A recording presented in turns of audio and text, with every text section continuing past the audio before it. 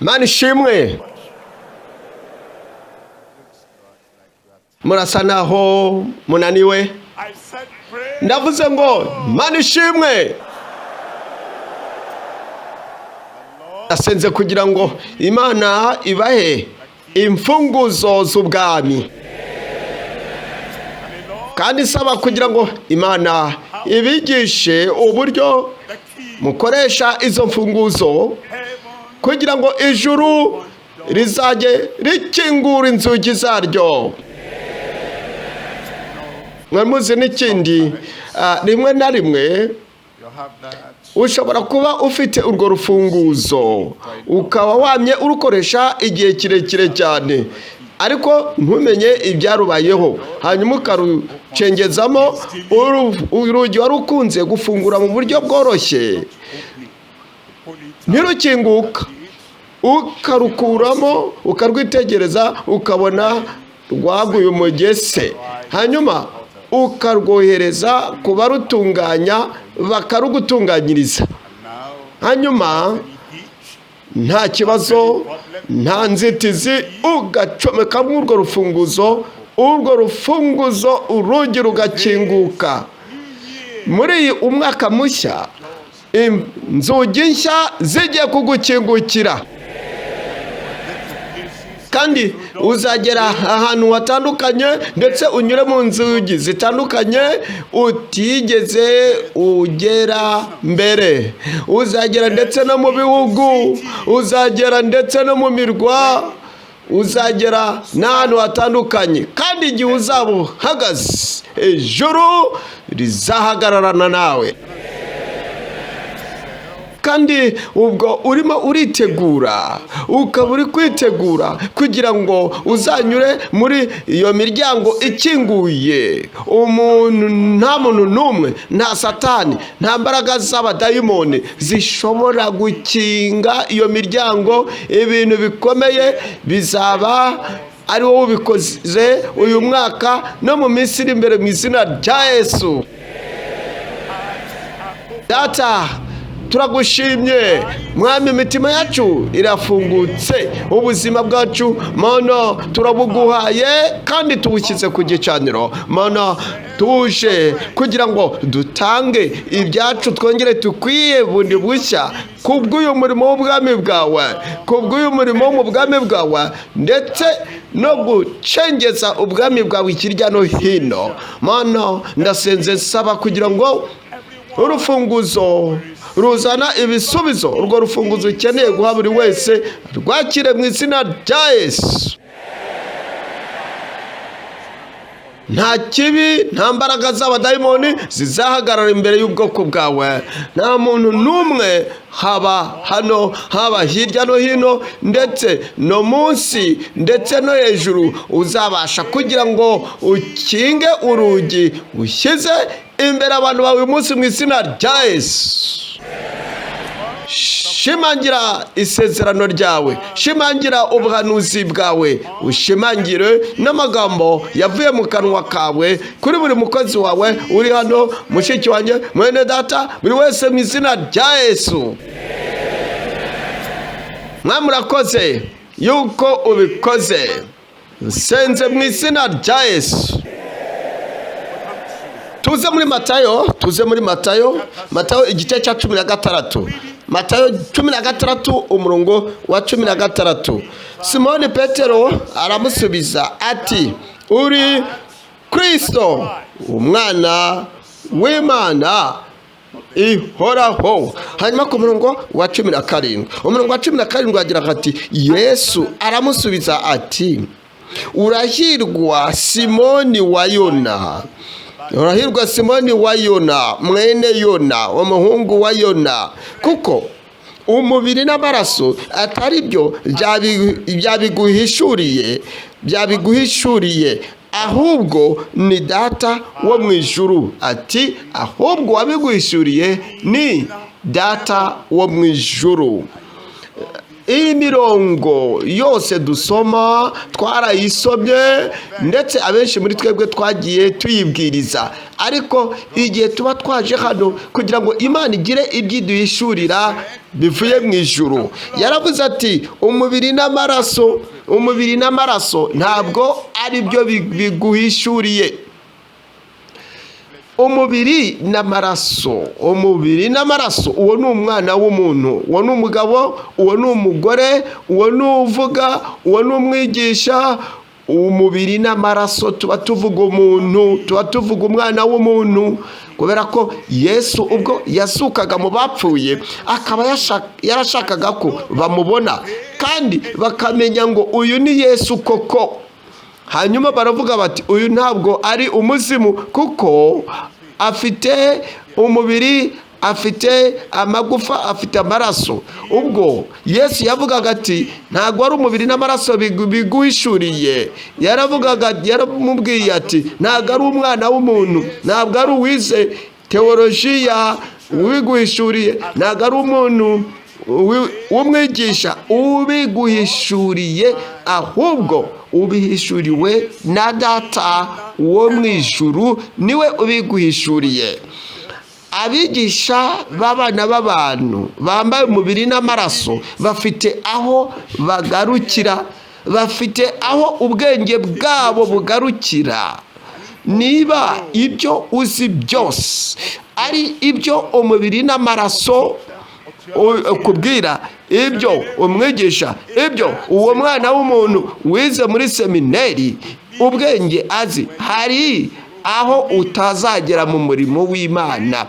Ariko igihe Data wo mu ijuru, igihe Data uduhishurira buri kimwe cyose, igihe Data wo mu ijuru, Papa wo ijuru n'iyi si, umuremyi wacu wo mu ijuru, igihe aguhishuriye ikintu, icyo kintu ukagifata, icyo kintu ukagikomeza, icyo kintu ukagikoresha mu buryo Data wa twese wo mu ijuru wakiguhishuriye, ukagikoresha mu buryo ashaka, uzagera ahantu utigeze ugera, uzabona ibintu utigeze ubona, ikindi uzabasha gukora ibyo utigeze gukora.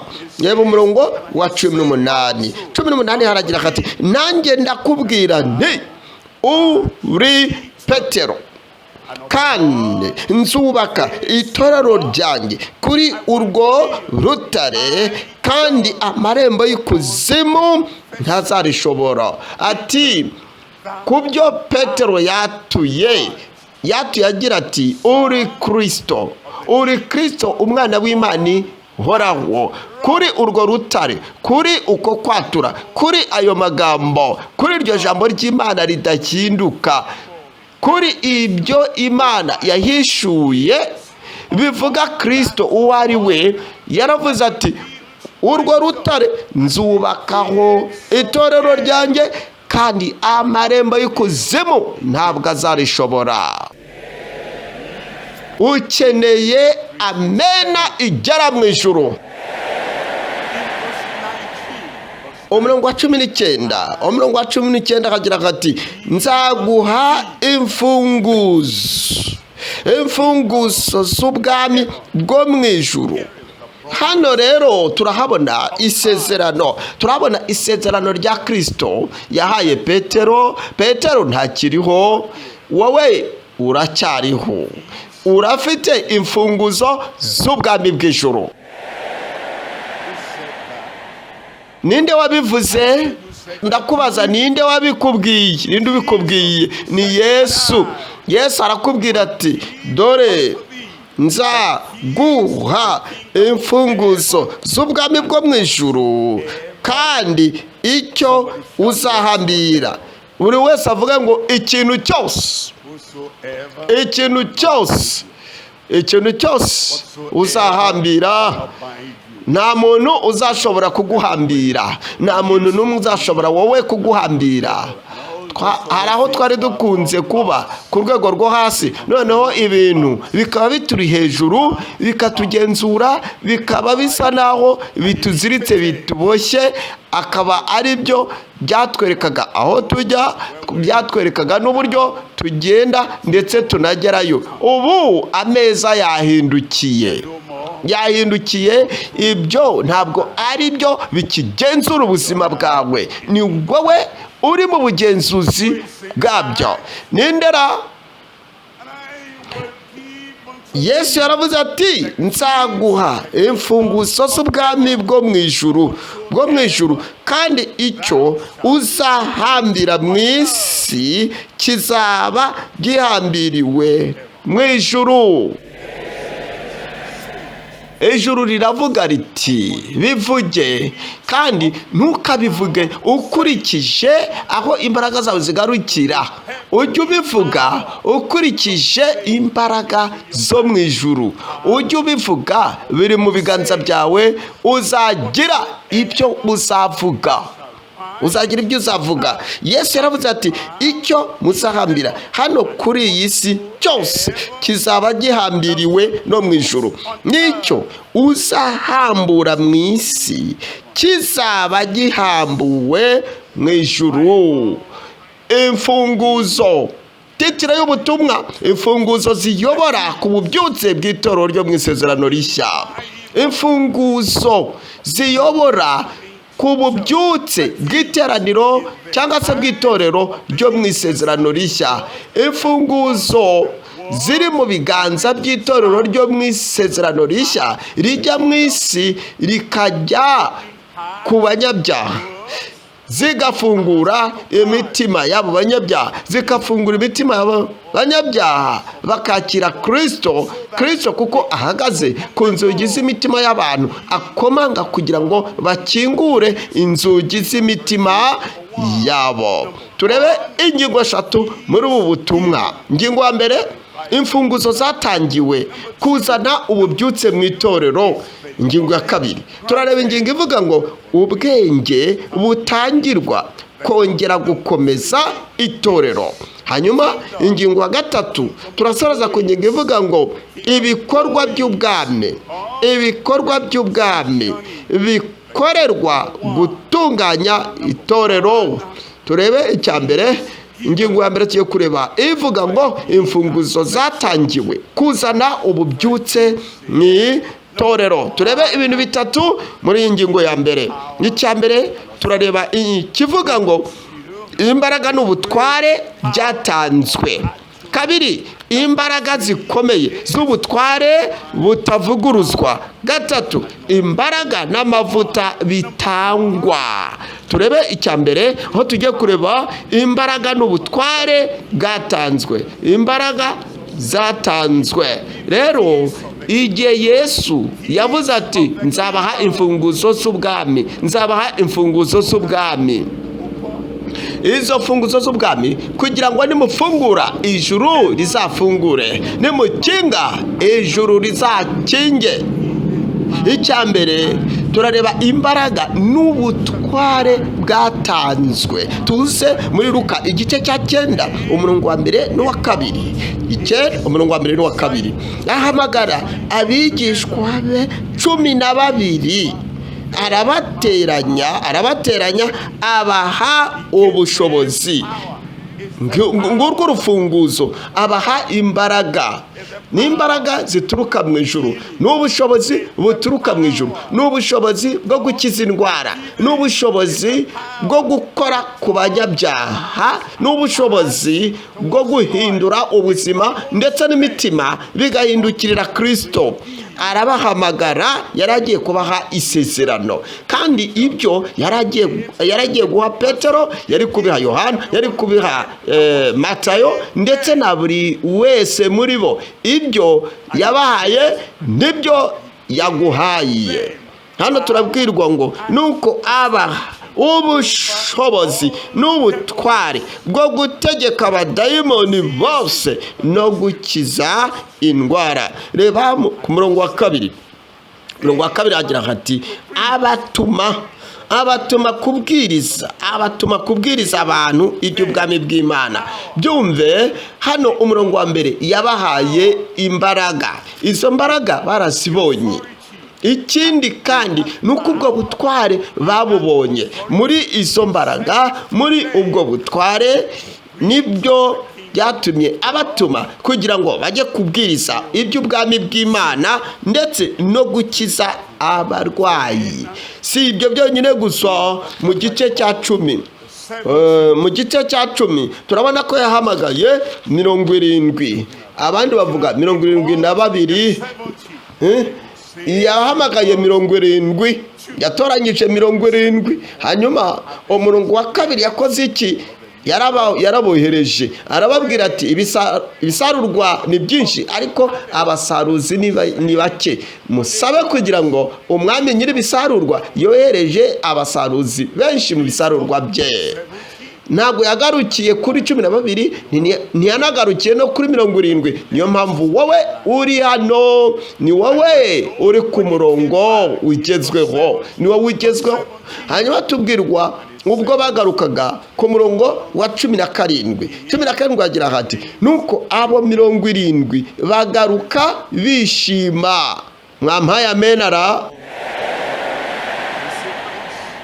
Mwebwe mwaje muri kongere, mukaba muri kongere uyu mwaka wa 2026, muzajya aho kubisarurwa. Muri ibyo bisarurwa muzaba mufite imfunguzo, kandi nimugera muri ibyo bisarurwa muzagaruka mufite ibyishimo by'umurimo w'Imana, ibyishimo byo kubona abantu bakizwa, ibyishimo byo kubona abantu bakira indwara mu buryo ndengakamere, ibyishimo byo kubona izina rya Yesu Kristo rikora mu buzima bwanyu ndetse no mu murimo w'Imana mukora. Umurongo wa 12 wagira hati, nuko abo 70 bagaruka bishima bati, databuja abadayimoni nabo. Ndashaka ko musobanukirwa, yakoreshereje iri jambo ngo n'abadayimoni. Indwara zarakize ariko bongera bati n'abadayimoni. Ikindi cyakoretse n'abadayimoni. Indwara zarakize ari nyinshi cyane, zikira abari bazirwaye. N'abadayimoni abo twasengeye bose ubwo twajyaga mu murimo, ati ibyo twavugaga Imana yarabishimangiraga. Mwibuke urufunguzo ni imbaraga n'ubutware Kristo Yesu abaha kugira ngo mukingure inzugi, mukinge inzugi, ikindi no kubohora abantu. Baravuga bati, databuja abadayimoni nabo baratwumvira mu izina ryawe. Manuka ku murongo wa 18. Umurongo wa 18 uragira uti, arababwira ati, nabonye Satani avuye mu ijuru agwa asa n'umurabyo. Umurongo wa 19 hagira hati, dore mbahaye ubutware. Mwibuke Yesu yaravuze ati, nzabaha imfunguzo z'ubwami bw'Imana. Noneho arimo aratwereka izo mfunguzo izo arizo, arimo aradusobanurira izo mfunguzo izo arizo, izo yarivuze ko azatanga. Atubwira ati, dore imfunguzo navuze nizi yasezeranije yuko azatanga, azaduha. Dore ati, mbahaye imbaraga. Izo mbaraga murazifite zo kujya mukandagira inzoka na sikorupiyo n'imbaraga z'umwanzi zose, kandi nta kintu kizagira icyo kibatwara rwose. Mumbwire, nta kintu kizagira icyo kidutwara rwose. Noneho tubwirwa wa murongo wa 20 yarababwiye ati, ariko nimwishimire yuko aba badayimoni babumvira. Ivuze ngo umunezero wanyu ntugarukire kuri be gusa, yuko abadayimoni babumvira, ahubwo mwishimire yuko amazina yanyu yanditswe mu ijuru. Ati mwishimire yuko amazina yanyu yanditswe mu ijuru. Hanyuma turebe icya kabiri. Icya kabiri kiravuga ngo turi kureba imbaraga zikomeye z'ubutware butavuguruzwa. Urwo ni rwo rufunguzo. Izo mbaraga arazitanze, ari rwo rufunguzo. Kandi ubwo yavugaga ati dore nzabaha imfunguzo z'ubwami. Uru ni rumwe mu rufunguzo yavuze. Ni imbaraga zikomeye z'ubutware butavuguruzwa. Mu by'ukuri hano icyo bishatse kuvuga ni uko umuntu, dufata urugero, yakinguye cyangwa se yatangiye kampani sosiyete, akaba ashaka kugira abamuhagarariye, ikindi kugira ngo bagire ibyo bakora muri iyo kampani cyangwa se muri iyo sosiyete, ku buryo bazabasha kumuhagararira. Noneho agahamagara umuhagarariye, umurepresenta, umuhagarariye, nuko akajya ahantu hatandukanye. Noneho akaba yanditse urwandiko ruvuga ati jyewe bwana kanaka ufite kampani runaka, nuko natoranyije bwana kanaka azampagararira, hanyuma ajya mvugira ibyo azavuga byose, ndetse n'inzandiko azasinya zose mujye mubyakira nk'aho ari njyewe ubusinye. Imbaraga mfite, ubutware mfite, nuko mbimuhaye. Uwo aba arampagarariye. Uwo muntu aba ahawe imbaraga z'ubutware butavuguruzwa. Aba ashobora gukora, agakora mu izina ry'uwamwohereje. Ibyo rero nibyo Yesu yakoze, nuko yatanze imbaraga z'ubutware butavuguruzwa, aziha abizera, aziha abakozi bazamukorera ndetse bahagarariye Kristo. Yohana 14 umurongo wa 12. Yohana 14 umurongo wa 12. Yesu yavuze aya magambo ati kandi ni ukuri ndababwira yuko unyizera imirimo nkora nawe azayikora, ndetse azakora n'iyiruta. Yatanze urufunguzo arizo mbaraga z'ubutware butavuguruzwa ku bizera, kandi azakora n'iyiruta kuko njya kwa Data. Yesu ati mwibuke, ndongere mbibutse wa mugabo watangiye kampani akayandikisha muri leta, noneho agashyiraho ugomba kujya amukorera amuhagarariye, akavuga ati gahunda mfite ni izi ngizi, iyo bayari njyewe nakora ibi, dore nkugize umpagarariye, genda ukore ibyo nshaka. Rero niba ufite ibitekerezo bishya, ukaba ufite ibyiyumviro bishya ndetse n'ibitekerezo bishya, ukaba hari ibintu utekereza byateza kampani imbere, bigatuma kampani irushaho gutera imbere, akavuga ati dore kampani ndayiguhaye, uzabikore. Kristo yagiye mu ijuru. Muri uko kuba yaragiye mu ijuru, yaravuze ati iyi si dukoreramo umurimo w'Imana, iyo si yarakuze mu buryo bukomeye.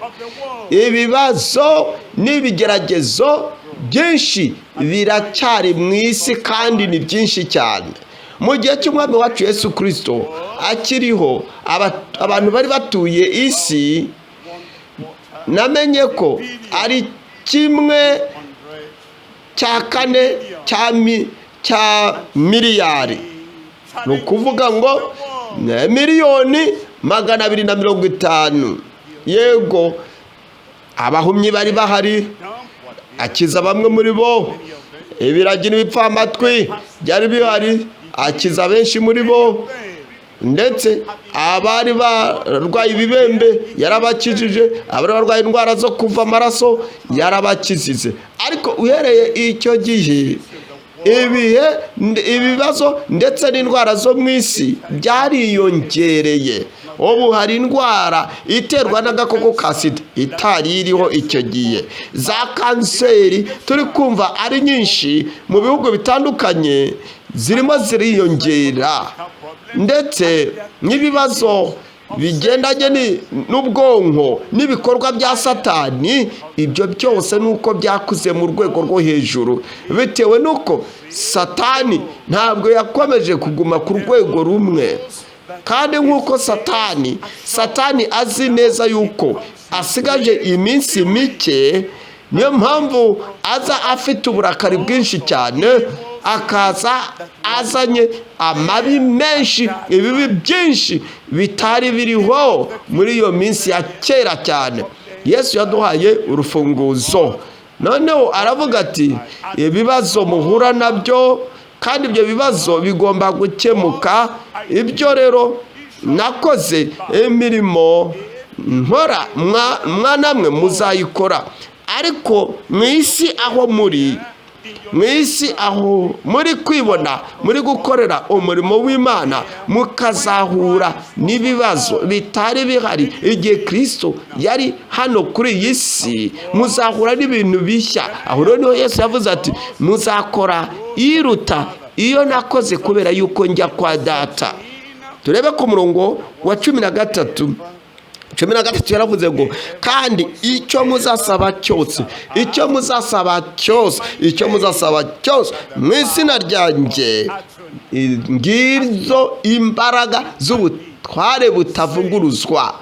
Gusaba ukazisaba ugategeka. Yesu aravuze ati mu izina ryanjye, ikintu cyose muzasaba mu izina ryanjye nzagikora ngikorere, kugira ngo Data wo mu ijuru yubahirizwe mu mwana we. Tumanuke ku murongo wa 14. 14 yagira ati nimugira icyo musaba cyose mu izina ryanjye, izi ni imbaraga z'ubutware butavuguruzwa. Nimugira icyo musaba cyose mu izina ryanjye, nzagikora. Turimo turavuga imbaraga zikomeye z'ubutware butavuguruzwa Yesu yaduhaye.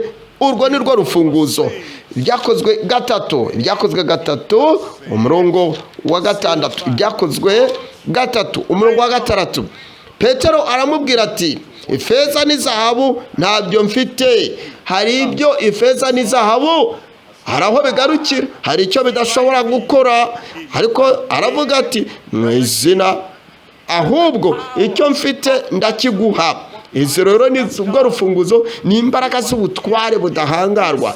Nibyo Yesu yagakoze abaye ari hano kuri iyi si, ari kuri iyi si. Kristo n'izina rye bikora ibyo yagakoze.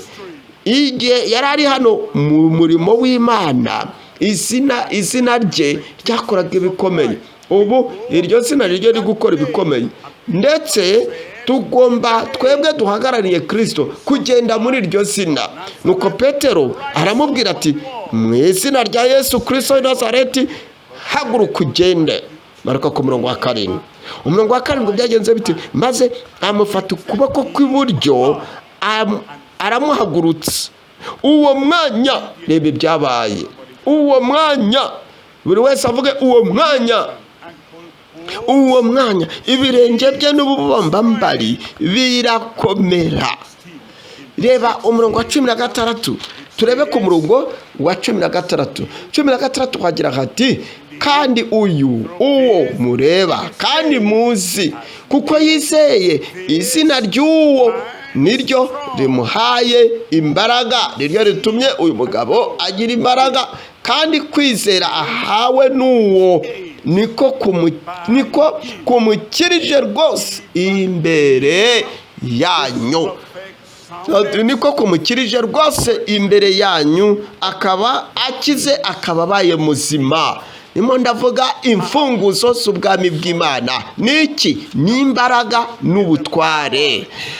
Cyambere ni imbaraga n'ubutware. Kabiri ni imbaraga z'ubutware butavuguruzwa. Gatatu ni imbaraga n'amavuta bitangwa. tuze mu byakozwe igice cya 10 umurongo wa 38. hano naho tugiye kuhabona urufunguzo, kuko 38 aragira ati ni irya Yesu w'i Nazareti, uko Imana yamusutseho umwuka wera n'imbaraga, akagenda agirira abantu neza, agakiza abo Satani atwaza igitugu, kuko Imana yari iri kumwe nawe. Kuko Imana yari iri kumwe nawe. Umwuka wera n'imbaraga, umwuka wera n'amavuta, rwari urufunguzo Yesu Kristo we ubwe yakoresheje. Rero umutwe w'urugo akaba agiye mu rugendo rurerure cyane, ariko akaba afite imfunguzo zo mu rugo. Igihe rero aramutse ajyanye imfunguzo, umugore ari mu rugo ntabwo ari kumwe nawe muri urwo rugendo rurerure cyane. Ikintu cyiza, ikintu gisanzwe uwo mugabo azakora nuko azasiga urwo rufunguzo, akamubwira ati madamu wanjye rero dore urufunguzo ngururiya nkoresha kugira ngo nkingure inzugi, ubu rero ngiye mu rugendo rurerure rwa kure, rero dore usigaye mu rugo, dore sigarana urufunguzo. Hanyuma ibyo ndi kuvuga ni iki? Nuko Yesu Kristo ari we mutware, ari we mukwe, ari hano kuri iyi si, yakoresheje urufunguzo rw'imbaraga z'umwuka wera n'amavuta y'umwuka wera. Uwo mukwe ari we mugabo, ari we Kristo, yagiye mu rugendo rwa kure. Umugeni ari we torero, ari hano kuri iyi si. Ubu rero umugabo ari we Yesu yasize urufunguzo. Mugeni, mugore, torero, ukeneye gukingura inzugi zitandukanye. Ati Yesu yaravuze ati urufunguzo aba ari rwo muzakoresha, ku buryo nta rugi ruzaba rukinze imbere yanyu. Ibyo rero nibyo Kristo yakoze. Rero Kristo yahaye itorero urufunguzo kuko yagiye mu rugendo rurerure. Rero uri umwe mu bageni ba Kristo. Imana yamusize amavuta, nawe Imana yagusize amavuta. Imana yamusize amavuta ndetse imwambika imbaraga z'umwuka wera. Imana nawe yakusize amavuta kandi kwambika imbaraga z'umwuka wera. Ni Yesu yakoze, yagiye hirya no hino agirira abantu neza. Nawe uzagenda hirya no hino ugirira abantu neza, akiza abo Satani yakandamizaga. Satani rero aracyakandamiza abantu. Torero, mugeni wa Kristo, bakozi b'Imana, mufate izo mfunguzo za Kristo z'amavuta n'imbaraga z'umwuka wera, muzagende hirya no hino mubohora abo Satani atwaza igitugu, kandi Imana izabana namwe mu izina rya Yesu. Yesaya igice cya 10. Yesaya igice cya 10 umurongo wa 27. Yesaya igice cya 10 umurongo wa 27. Yesaya 10 umurongo wa 27. Bibiliya iravuga ngo umurongo wa 27, uwo munsi, uwo niwe wa munsi umutwaro baguhekeshaga uzakuva ku bitugu. Amen. Kandi uzakurwa no ku buretwa bagushyizeho. Uburetwa buzamarwa cyangwa buzavunagurwa no gusigwa cyangwa n'amavuta. Hari amavuta ari hano, izo ngoyi niyo mitwaro no gukandamizwa mu buzima bwawe bikuvuyeho. Kandi ubu urufunguzo urarufite, imbaraga n'ubutware, imbaraga zitavuguruzwa, zidahangarwa, ndetse n'imbaraga no gusigwa amavuta. Urufunguzo ubu rurarufite. Aho uzajya hose uzasenya imirimo ya Satani. Amavuta ari ku buzima bwawe azabasha kuvunagura, azabasha gushanyaguza no kurimbura no gukuraho no gusonyora ingoyi zose za sekibi mu izina rya Yesu. Kandi ingoyi izavunagurwa.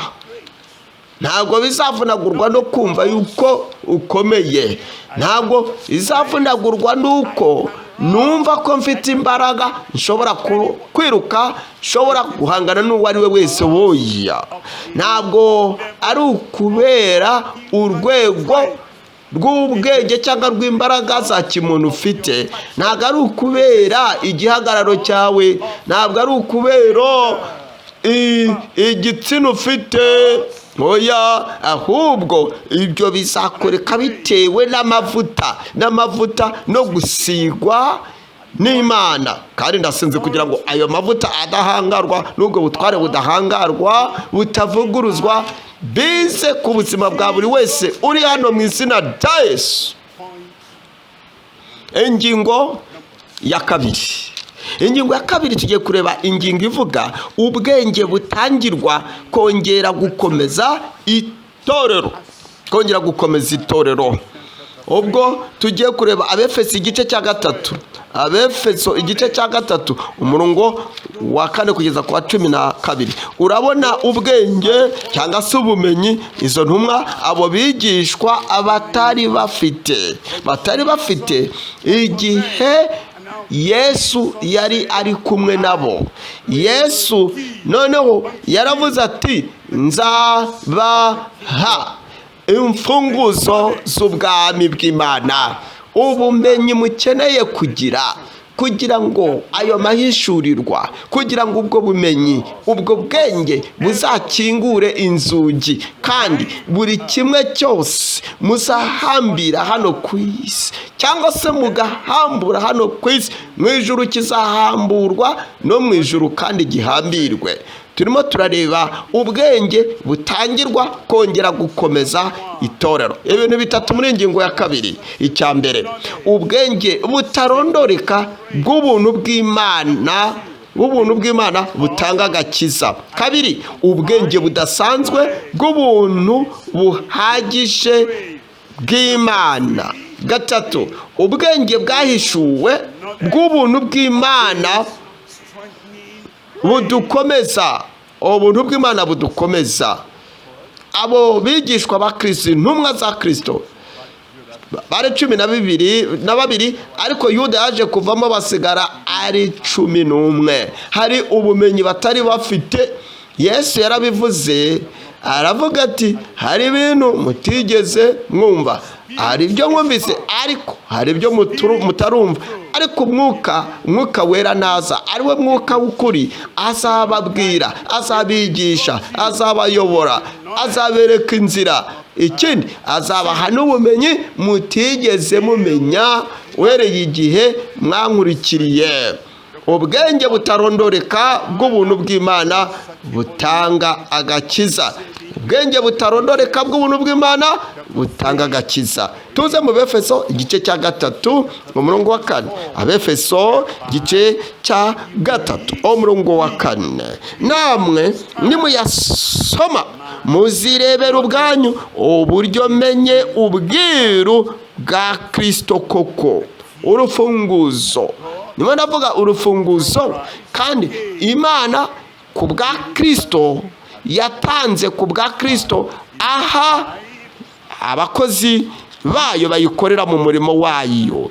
Umurongo wa 5 wagira ati ubwo ntibwamenyeshejwe abana b'abantu mu bindi bihe ibi byahishuwe, ndetse n'ubu bumenyi n'ubu bwenge, uru rufunguzo ntabwo rwari rwaramenyeshejwe abahanuzi n'abantu bo mu bindi bihe, nk'uko muri iki gihe intumwa ze ziri n'abahanuzi babuhishuriwe n'umwuka.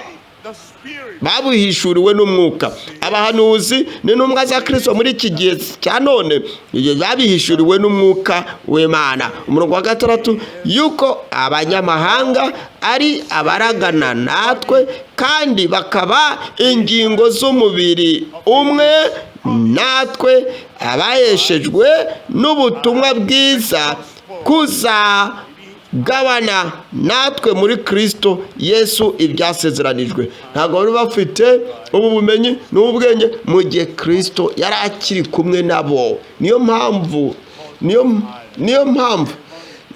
mpamvu wasangaga bashakaga kugira ngo bahamagare umuriro umanuka utwike Abasamariya. Ntabwo bari bazi ko ubutumwa bwiza n'ubuntu bw'Imana ndetse n'agakiza k'Uwiteka Imana nabo ari akabo, bitewe n'uko ibyo batari babizi, nta rufunguzo bari bafite.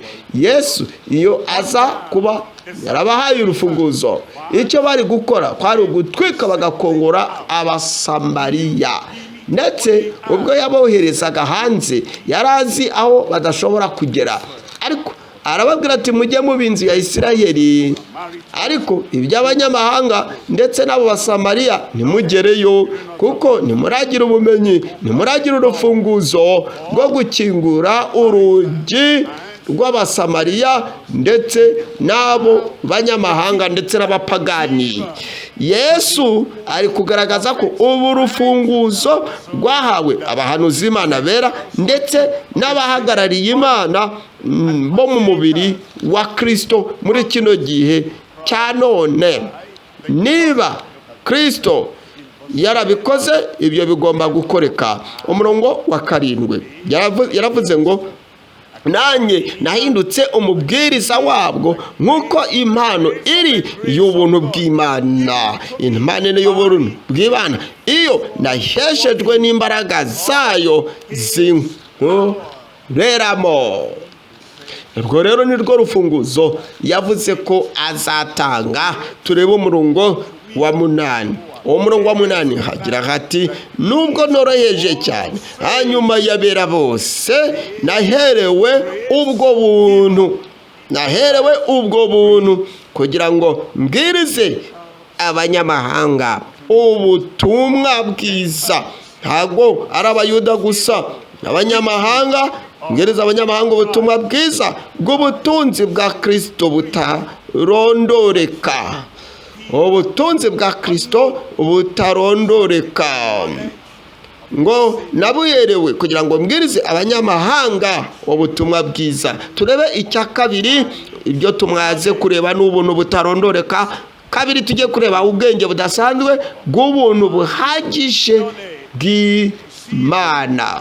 Ubwenge budasanzwe, turabona intumwa 12 ndetse zaze kuvamo imwe, hanyuma asimburwa na Matiyasi.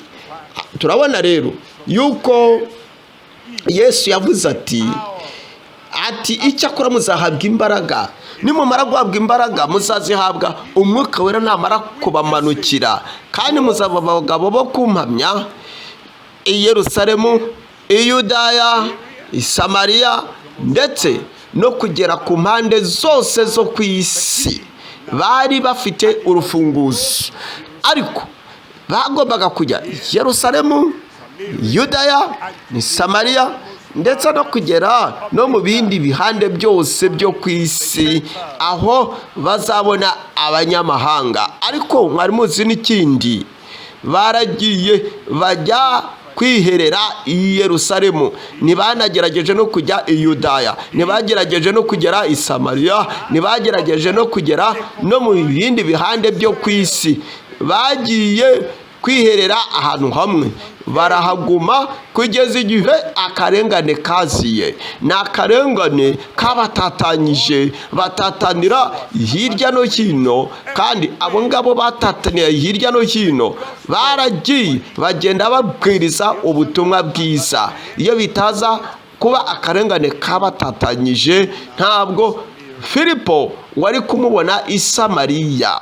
Ariko noneho Pawulo intumwa yaraje, kandi Pawulo intumwa yarushaga Ubuyuda Petero, Yohana ndetse n'abandi bose. Pawulo intumwa yaraje, kandi we yagenderaga ku mihango n'imigenzo kubarusha bose ubakusanyirije hamwe. Ariko kandi yakiriye urufunguzo. Urwo rufunguzo mu kurwakira yari yiteguye kujya hanze akarukoresha ahantu aho ari ho hose kugira ngo ashobore kugira ubwenge budasanzwe abukoreshe, ikindi kandi anakoreshe n'ubuntu buhagije. Tuze nanone mu Befeso igice cya 3, Abefeso igice cya 3 umurongo wa 6, yuko abanyamahanga ari abaraganwa natwe kandi bakaba ingingo z'umubiri umwe natwe, abayeshejwe n'ubutumwa bwiza buzagabana natwe muri Kristo Yesu ibyasezeranijwe. Umurongo wa 7 hagira hati, nanjye nahindutse umubwiriza wabwo nk'uko impano iri y'ubuntu bw'Imana, iyo naheshejwe n'imbaraga zayo zinkoreramo. Umurongo wa 8 hagira hati, nubwo noroheje cyane hanyuma y'abera bose, naherewe ubwo buntu kugira ngo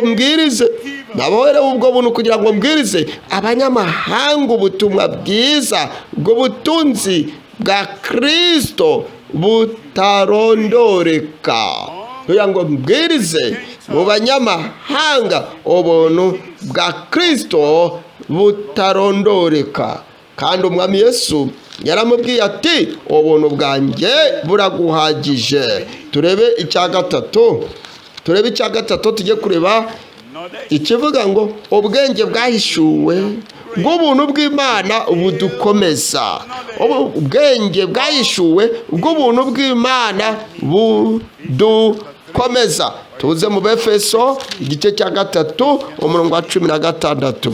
Abefeso igice cya 3 umurongo wa 16 ngo abahe nk'uko ubutunzi bwe buri. Urabona, abakozi ba Kristo nyakuri ntabwo bazaba abantu bikunda. Pawulo yaravuze ati, mundebe mu bantu bose, nari umutukanyi, nari umufarisayo, nari umunyarugomo, ariko Imana yampaye ubuntu bwampesheje agakiza. Imana yampaye ubuntu, ubwo buntu burangeza. Imana yampaye ubuntu, ubwo buntu burankomeza. Imana yampaye ubuntu, ubwo buntu buhagije. Ati, ndinde wabwigumanira njyenyine ngo mbe nikunda? Ibyo Imana yamuhaye, yararimo gushima Imana. Ikindi kandi abasha no kubigeza no ku bandi bose. Bibiliya iravuga ngo kugira ngo ibahe ikurikije ubutunzi bw'ubwiza bwayo, kugira ngo mukomezwe n'umwuka imbere muri mwe. Ndasezega Imana ibakomeze, sezega Imana igukomeze. Umuntu wawe imbere akomere, ibitekerezo byawe, umutima wawe, mu mwuka wawe ukomere, kubw'ubushobozi ndetse no kubw'umwuka w'Imana. Turebe umurongo wa 17 agira ati, kandi ngo Kristo ahore mu mitima yanyu kubwo kwizera, kugira ngo ubwo mumaze gushorera imizi mu rukundo. Umurongo wa 18 mukaba mushikamye. 18 muhabwe mushobore ibyo utari ushoboye gukora mbere. Ubu hari imbaraga nshya zije ziri kumwe n'inshingano nshya. Bibiliya iravuga ngo kugira ngo mubashe kumenyera hamwe n'abera bose ubugari n'uburebure n'ubw'umurambararo n'uburebure bw'igihagararo n'uburebure bw'ikijyepfo bwarwo uko ruri. Hari byinshi biri imbere yawe. Urufunguzo ufite ntabwo ari urufunguzo rwo kuguheza hamwe gusa, kandi ibyo Imana ishaka ko ukoresha urwo rufunguzo zabikora. Umurongo wa 19 haragira hati, mumenye n'urukundo rwa Kristo ruruta uko rumenywa ngo mwuzuzwe kugeza ku kuzura kw'Imana. Urukundo rwa Kristo ruta uko rumenywa ngo mwuzuzwe kugeza ku kuzura kw'Imana. Ninde ugiye kuzuzwa ra? Ugiye kuzuzwa ukuzura kw'Imana. Ndimo ndamureba. Amina, amena. Ni wowe mugabo, ni wowe mugore, kandi ibyo nibiba, reba ibizaba, ni ibyo tubona ku murongo wa 20. Bibiliya iravuga ngo nuko ibasha gukora ibiruta cyane ibyo dusaba, ndetse n'ibyo twibwira byose, nk'uko imbaraga zayo ziri zidukoreramo,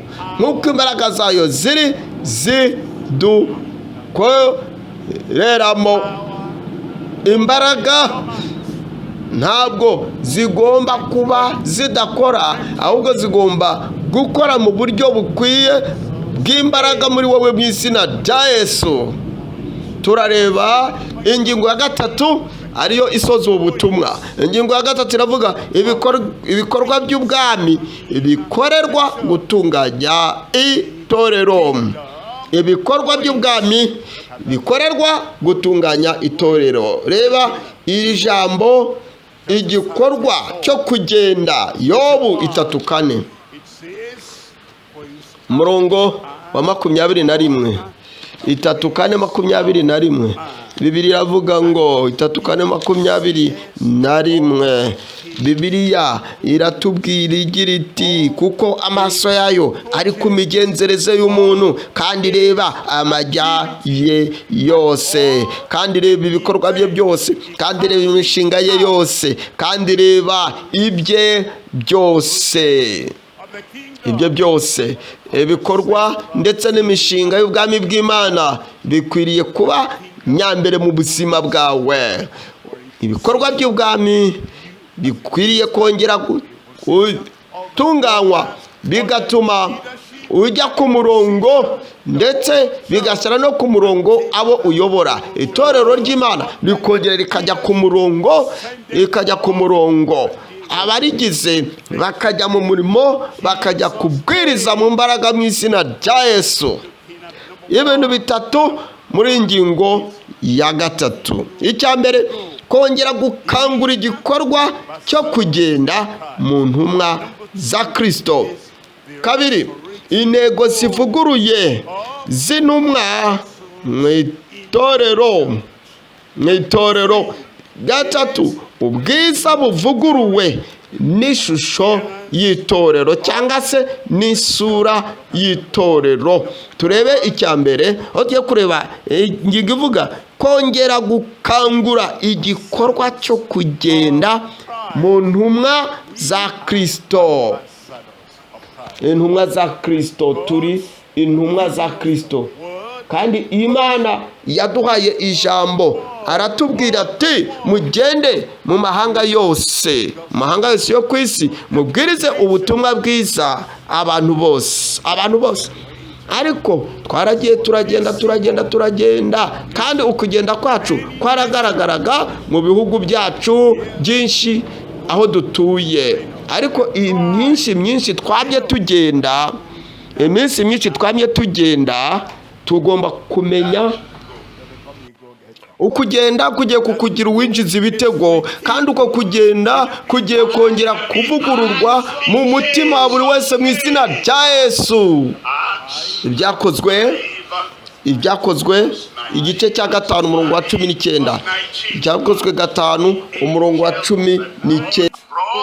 Maze nijoro marayika w'umwami Imana akingura inzugi z'inzu y'imbohe, arasohoka arababwira ati, umurongo wa 20, nimugende. Petero yari ari muri gereza, ndetse hari bamwe n'abo bafarisayo n'abasadukayo, ndetse n'abo banyarukiko, ndetse n'abo banyedini badashobora guhesha abantu agakiza. Izo barabagize muri gereza. Ibyo bashakaga byari ukugira ngo bahagarika ibikorwa byo kujya kubwiriza ubutumwa bwiza. Ibyo bashakaga gukora ni ukugira ngo bacecekesheje bahagarike ibikorwa byo kujya kubwiriza ubutumwa bwiza. Ariko noneho marayika w'umwami Imana nibwo yageze aho muri gereza, abasohoramo arababwira ati mugende. Icyabasunikaga muri bo cyarongeye kirakanguka. Ndagira ngo nongere mbabwire yuko Imana yabahaye ubuntu budasanzwe, ineza idasanzwe. Aba marayika bose ndi kuvuga mu itorero ni abakorera Imana mu itorero, bakaba bari kumva ubutumwa bwiza. Ikindi kandi hari imbaraga zongeye gukanguka muri buri wese, ndetse n'iyi shyaka ryo kujya hanze mu ivugabutumwa ryongeye gukanguka. Arati nimugende muhagarare mu rusengero mubwire abantu amagambo yose y'ubu bugingo. Umurongo 21 hagira hati babyumvise batyo binjira mu rusengero mu museke barigisha. Binjiye mu rusengero bakora iki? Barigisha. Ntabwo bigeze bagarukira ahantu hamwe cyangwa se ngo bagarukirize icyo gikorwa cyo kugenda ngo bagihagarike. Mu gitondo baragendaga, nyuma ya saa sita bakagenda, ku mugoroba bakagenda. Imana izabana nawe. Icya kabiri, tujye kureba intego zivuguruye z'intumwa mu itorero. Turimo turareba intego zivuguruye z'intumwa za Kristo mu itorero.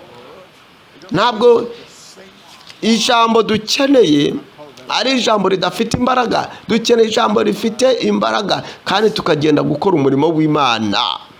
Uwo mu misiyoneri ni umuntu Imana ituma.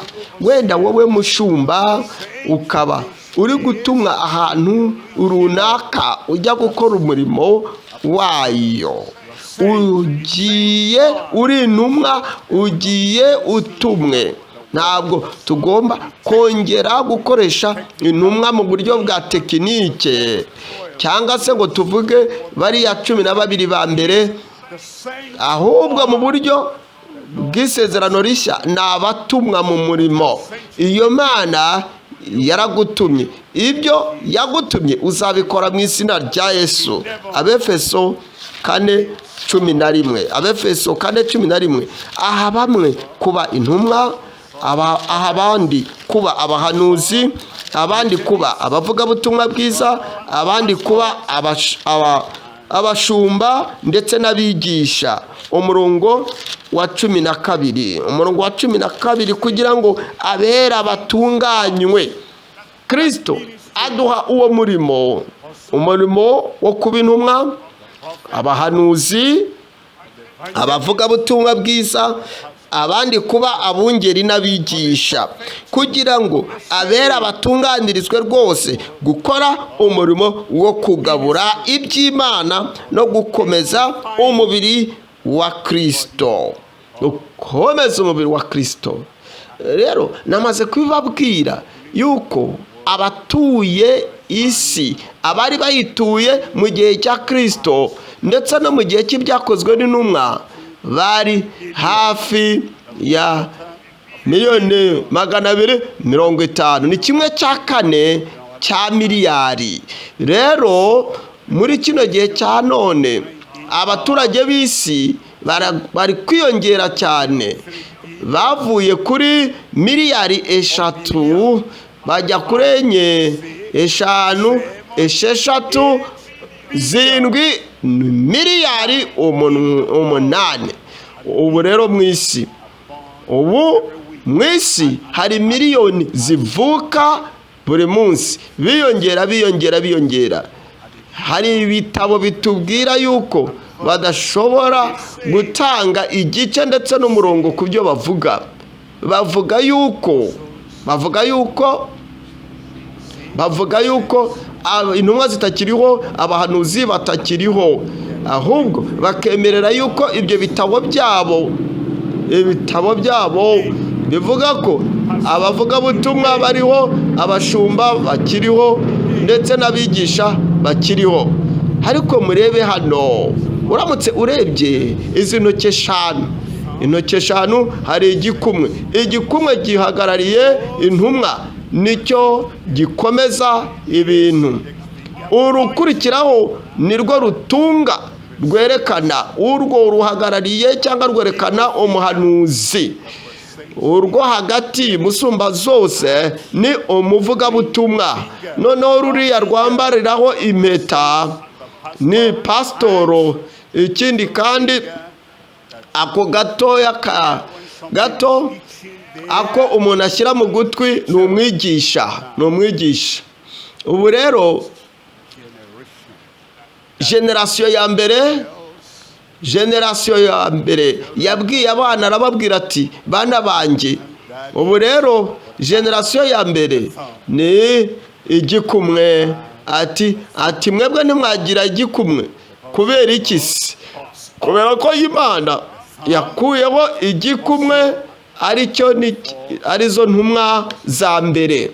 Urazi bana, ati ntimushobora kugira urutoki rutunga mwerekanisha. Kubera iki? Ati kubera ko papa yari afite urutoki rw'igikumwe n'urukurikiraho babikuyeho. Ariko mwebwe b'iki gihe ibyo mwagira ni izindi nshuti uko ari eshatu. Papa, mbere y'uko ugenda, ndazi neza yuko winjiye muri teolojiya, urimo uravuga yuko se itorero rya mbere ryari rifite abaturage bakeya pari raporo y'iki gihe, bari bakeneye izo ntoki zose uko ari eshanu. Twebwe tuzakenera intoki eshatu, kandi hariho abaturage benshi kuri iyi si baruta abariho icyo gihe. Ukavuga ko tudakwiriye kugira ibyo ntabwo ari byo. Ikindi kandi ntabwo ari ihishurirwa rituruka mu ijuru.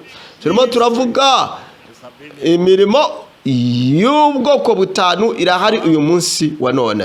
Igikumwe kiracyahari, aricyo intumwa ziriho magingo aya, ndetse na rwa rutoki ari rwo ruhagarariye umuhanuzi. Uwo ni umurimo w'ubuhanuzi uracyariho uyu munsi wa none, ndetse n'abavugabutumwa bajya mu marejiyo atandukanye, mu bice bitandukanye aharenze aho bari. Umurimo w'ababwirizabutumwa uracyahari uyu munsi wa none. Byumvikana umurimo w'abungeri ari wo wa pasitoro uracyahari uyu munsi wa none, ndetse n'abigisha. Umwigisha wigisha ibintu akabicengeza mu matwi y'abagize itorero, abo baracyahari magingo aya. Uko Bibiliya iravuga ngo nuko bamwe kuba intumwa ze, n'abandi kuba abahanuzi, n'abandi kuba abavugabutumwa bwiza, n'abandi kuba abungeri n'abigisha, kugira ngo abera batunganirizwe rwose gukora umurimo wo kugabura iby'Imana no gukomeza umubiri wa Kristo. Umurongo wa 13, kugeza ubwo twese tuzasohora kugira ubumwe bwo kwizera. No ibyo byari bitari byakaba, ariko kandi yatanze imirimo yo mu buryo butanu kugeza igihe ibi bigereweho, kugeza ubwo twese tuzasohora kugira ubumwe bwo kwizera no kumenya umwana w'Imana, kandi kugeza ubwo tuzasohora kuba abantu bashyitse bageze ku rugero rushyitse rw'igihagararo cya Kristo. Muri iki gihe bizaba ku bwawe no ku bwacu, twese turi kumwe. Bigiye kuzaba ibingibi mu izina rya Yesu. Ingingo ya gatatu ariyo isoza, turavuga ubwiza buvuguruwe n'ishusho y'itorero. Ishusho y'itorero, ubwiza bw'itorero ku bwawe, ubwiza bw'itorero ku bwacu, ku bwawe nta bintu byo gusuzugura itorero bizabaho. Ariko igihe mugiye gukora umurimo w'Imana, ntabwo mugomba kwihimbaza, nta nubwo mugomba kwishyira hejuru mu mirimo mukorera Imana, mu kubwiriza kwanyu. Ubwo muzagenda hirya no hino, Imana izabategurira abantu ibihumbi n'ibihumbi, abantu amamiliyoni, abantu amamiliyari, bazahesha Imana icyubahiro mu izina rya Yesu. Mu Byahishuwe igice cya 19, Byahishuwe 19, Byahishuwe 19 umurongo wa 7, Byahishuwe 19 umurongo wa 7, tunezerwe twishime tuyihimbaze, kuko ubukwe bw'umwana w'Imana, ubukwe bw'umwana w'intama busohoye, umugeni we akaba yiteguye. Ku bwawe azategurwa. Nguko uko umugeni agomba gutegurwa, akamenya ibyo akora, agakomeza gukizwa ku bwawe, ndetse no ku umurimo ukorera Imana. Ku bwawe umugeni ari we torero, agakomeza kuguma kwera ndetse no kubonera, akagira ubuntu bw'Imana buhagije. Umugeni wa Kristo ari ryo torero amaze kwitegura. Reba umurongo wa 8 uragira uti, kandi ahawe kwambara umwenda w'igitare mwiza urabagirana utanduye. Uwo mwenda w'igitare mwiza ni wo mirimo yo gukiranuka y'abera. Iyo mirimo ni yo gukiranuka kw'abera. Ku bwawe abera b'Imana, ku bwawe ubwoko bw'Imana, ku bwawe abana b'Imana, abagize urugingo rw'amatorero duhagarariye bose bazagira ugukiranuka kwa Kristo muri bo no ku bwabo bazambara gukiranuka, kandi bazabasha kugaragara nk'itorero ryiza riboneye ry'Imana. Bazatuma abantu batungana. Ikindi kandi muzatuma abantu batungana, bagira ubwiza mu buzima bwawe, bwiza mu muryango wawe, ubwiza kubw'umurimo ukorera Imana, ubwiza kubwo kubwiriza kwawe, ubwiza kubwo gusenga kwawe, ubwiza kubwo kubwiriza kwawe. Ikintu icyo ari cyo cyose cyatuma ubwiza bw'Imana n'icyubahiro cyayo bitabaho, ndasenze Imana bikure mu buzima bwawe. Kandi ubwo nzakubona urimo uvuga, nzumva icyubahiro cy'Imana. Ninkubona urimo ugenda, mvuga ni reba iburyo, ubuntu bw'Imana n'icyubahiro cyayo birimo birasesekara. Ubwiza bw'Imana muri buri kimwe cyose uzakora, kandi aho uzajya hose mu mbaraga z'Imana ndetse no mu kugira neza kw'Imana, ndasenze kugira ngo Imana ku bwawe, Imana izihesha icyubahiro. Mpereza amen. Kandi ubwo bwiza bw'Imana ntabwo buzagabanuka uko amezi azagenda akurikirana, imyaka izagenda ikurikirana, kandi zarushaho kwiyongera, kujya mbere, gutera imbere, kurabagirana. Ndashaka ko muhaguruka, kuko utahaguruka kugira ngo wemerere ubwo bwiza bw'Imana buze ku buzima bwawe. Ndasaba kugira ngo uweteke Imana ibagire abantu bazima, abantu bafite gusobanukirwa kandi bafite imfunguzo z'ubwami bw'Imana Imana itanga, kugira ngo muzabashe gufasha, muzabashe gushimangira no kongera gukomeza itorero, no kugira ngo itorero ryongere kugaruka ku murongo, kugira ngo ubwiza bwatakaye aribwo ikabode bwongere bugaruke mu murimo uyikorera ndetse no mu gukora umurimo w'Imana.